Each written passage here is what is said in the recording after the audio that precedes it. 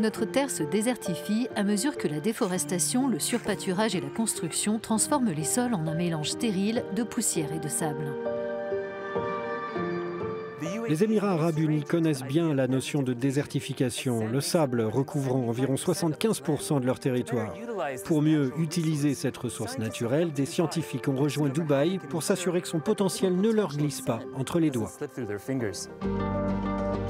Le sable est déjà la deuxième ressource la plus exploitée après l'eau. Il est modifié pour fabriquer des produits, du verre aux cosmétiques, en passant par des panneaux solaires high-tech. Mais c'est comme matériau de construction qu'il est le plus utilisé. En 2019, les importations de sable de silice et de quartz ont atteint environ 1 milliard d'euros, les Émirats étant les 4e importateurs mondiaux, car le sable de leurs dunes manque de densité et de rugosité pour être utile au secteur du bâtiment. Ici, on cherche à en faire des briques grâce à des enzymes issues de micro-organismes. Elles peuvent agir comme de la colle ou comme du ciment entre les grains de sable. Mais ce processus est lent et coûteux selon le chercheur qui travaille sur des enzymes d'haricots et de graines qui permettraient de l'accélérer et de lui trouver une utilité dans l'espace. Quel est l'intérêt des micro-organismes et des haricots associés au sable à l'avenir? L'avantage à utiliser ces microbes ou cette enzyme, c'est que l'on n'est plus obligé de transporter une quantité énorme de matériaux depuis la Terre jusqu'au site de construction. On peut utiliser le sable disponible sur la planète en question et le durcir grâce aux micro-organismes. La désertification des sols coûte à l'Union européenne des milliards d'euros chaque année du fait des pénuries d'eau douce et des pertes dans l'agriculture.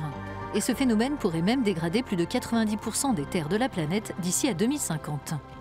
Le monde fait face à une crise du sable car il est extrait plus vite qu'il ne se reconstitue, ce qui détruit des écosystèmes entiers et des terres arables. Des chercheurs pensent trouver une solution dans la science du désert. Celle-ci est au cœur du travail du Centre international pour l'agriculture biosaline de Dubaï. Ces scientifiques étudient comment la flore et la faune peuvent survivre dans des environnements marginaux, des zones où l'eau est rare et les conditions climatiques défavorables.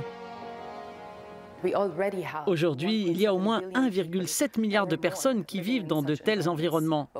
Et comme de plus en plus de zones se désertifieront, elles seront de plus en plus nombreuses à ressembler aux Émirats, ce qui rend le travail de notre centre encore plus important pour le reste du monde.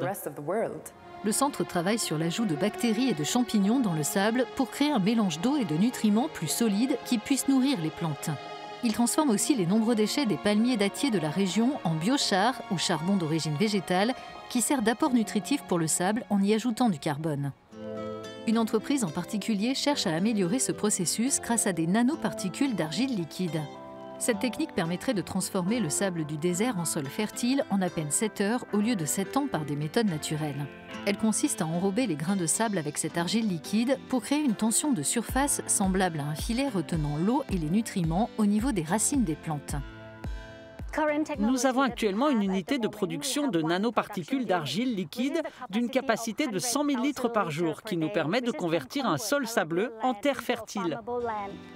En levant près de 20 millions d'euros, l'entreprise prévoit d'ajouter 2 unités à sa flotte de transformation des sols cette année et de développer son activité aux Émirats, en Arabie Saoudite et peut-être dans d'autres pays confrontés à la désertification.